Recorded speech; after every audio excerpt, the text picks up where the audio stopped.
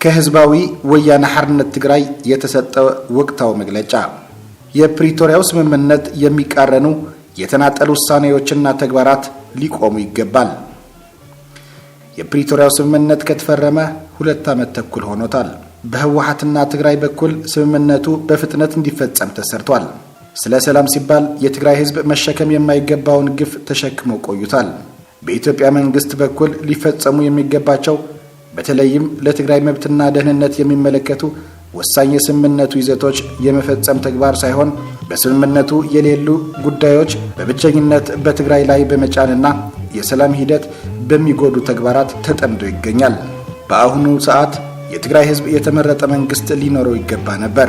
ይሁን እንጂ የኢትዮጵያ መንግስት በፕሪቶሪያ ስምምነት አፈጻጸም በተከተለው የተሳሳተ አካሄድና የፖለቲካ ትርምስ እንዲኖር በመስራቱ እውን ሊሆን አልቻለም።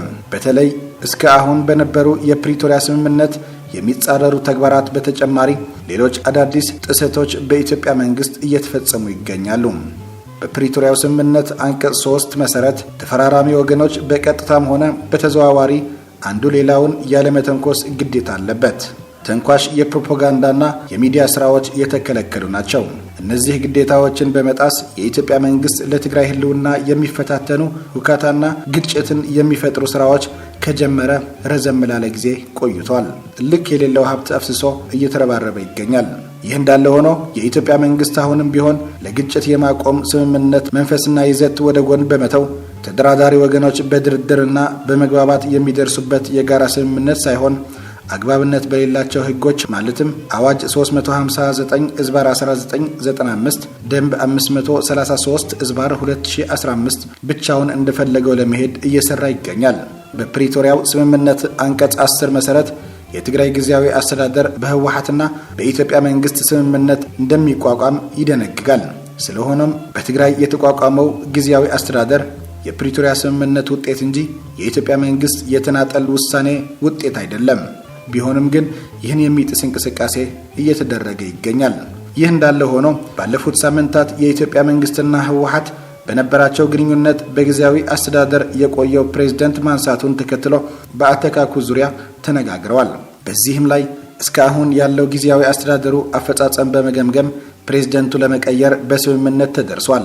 ስለሆነም ጀነራል ታደሰ ወረደ ፕሬዝዳንት እንዲሆን የህወሓት ማዕከላዊ ኮሚቴ የወሰነ ሲሆን በኢትዮጵያ መንግስት በኩልም ተቀባይነት አግኝቷል። ይሁን እንጂ ስምምነቱ ወደ ጎን በመተው በጠቅላይ ሚኒስትሩ ጽህፈት ቤት የተጠራው የጥቆማ ጥሪ ፕሬዝዳንት የመሾም ስልጣን የጠቅላይ ሚኒስትሩ የተናጠል ውሳኔ የሚያስመስልና የፕሪቶሪያው ስምምነት የሚጥስ አካሄድ ስለሆነ ተቀባይነት የለውም። የኢትዮጵያ መንግስት በዘር ማጽዳቱም ጦርነት ምክንያት ለኢትዮጵያ ህዝብ የደረሰበት ግፍ ለመካስ ሊጥር ሲገባው እንደ ነዳጅና ሌሎች በመንግስት የሚተዳደሩ ወሳኝ ሸቀጦችና አገልግሎቶች በመከልከል በትግራይ የሚካሄዱ የህይወት አድንና ሌሎች ተጓዳኝ ስራዎች እንዲቆሙ በማድረግ በትግራዋይ ህይወትና ኑሮ መጫወቱ ቀጥሏል።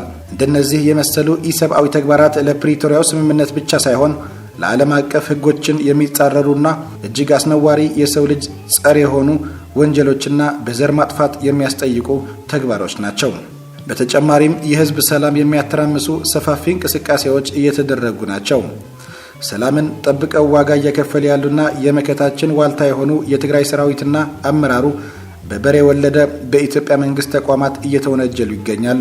ህወሓት በተደጋጋሚ እንደገለጸው ዋናው ትኩረት የፕሪቶሪያው ስምምነት ይዘትም ማለትም በወራሪዎች ስር የዘር ማጥፋት ተጠያቂ የሆኑ ማቅለያ የሌላቸው ግፎች እየተፈጸመበት ያለው የትግራይ ህዝብ ነፃ እንዲወጣ ኑሮውን በብዙ መከራ እየገፉ ያሉትና ለሰው ልጅ ሊቀርቡ የሚገባቸው መሰረታዊ ፍጆታዎች እጦት ምክንያት በየዕለቱ የሞት ሰለባ የሆኑ ለበሽታና ስቃይ እየተጋለጡ ከኑሯቸው የተፈናቀሉና የተሰደዱ ዜጎች ወደ ቀያቸው እንዲመለሱ የትግራይ ሉዓላዊነት እንዲረጋገጥ ፍትህና ተጠያቂነት እንዲነግስ የተለያዩ ጉዳት የደረሰባቸው እንዲካሱ የመልሶ ማቋቋምና ልማት እንዲፋጠን በትግራይ የተመረጠ መንግስት እንዲኖር ርብርብ እንዲደረግና ተዛማች ተግባሮችን በስምምነቱ መሰረት እንዲፈጸሙ ደግመን ደጋግመን ጥሪያችንን እናቀርባለን። የኢትዮጵያ መንግስት በግልጽ እየታዩ ካሉትና ለህዝብ ጎጂ የሆኑ ሁከትና ግጭት ከሚጥሩ ተግባራትን ተቆጥቦ ዘላቂ ሰላምና የጋራ ጥቅም በሚያረጋግጡ ተግባሮች እንዲያተኩር ጥሪያችንን እናቀርባለን። ለሚመለከተው ሁሉ አሁንም እንደ ትላንቱ ምርጫችን ሰላምና ልማት መሆኑን ከዚህ ቅንና ጠቃሚ መንገድ ላለመውጣት የሚቻለንን ሁሉ እንደምናደርግ ልናረጋግጥላችሁ እንወዳለን። ዘላለማዊ ክብርና ሞገስ ለሰማዕታት። መጋቢት 17 2017 ዓ.ም መቀለ